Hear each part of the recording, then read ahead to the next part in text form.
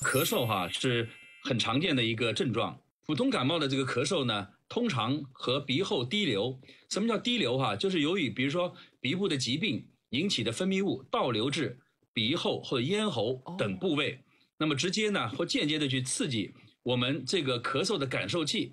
它就会导致咳嗽。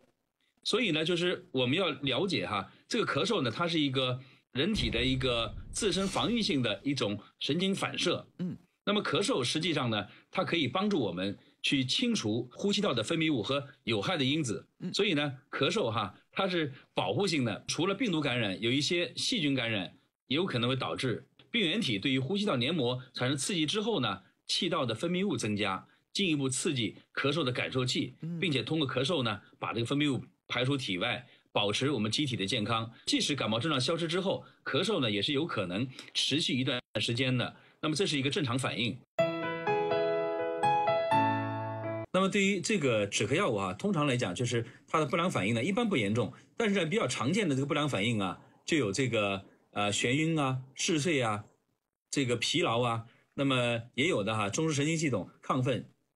那么对于这样的一些症状来讲，那么实际上呢它会影响到我们的一些正常的一些生活，包括我们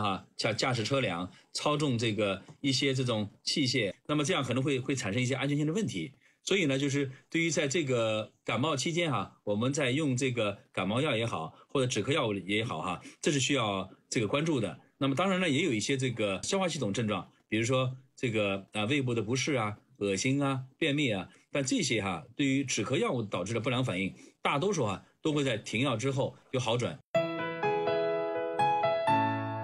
比如说减少咽喉部的刺激，避免长时间的说话。感冒期间或者说咳嗽这个有症状的时候，那么应该这个戒烟当然对于这个处在这个一个吸烟环境中间的患者也是有影响的，所以我们也避免被动吸烟。同时呢，也减少像这个咖啡因酒精的摄入。那么用这个生理盐水去清洗鼻腔，其实也是个非常好的这个手段，它帮助这个清除一些分泌物，同时呢，把一些病毒呢可以这个通过这个生理盐水冲洗掉。同时呢，大家也要保持这个气道的湿化，多喝水是吧？这个或者戴口罩，保持一个湿润。同时呢，还可以比如说按摩一下我们的这个喉部，缓解我们的肌肉紧张。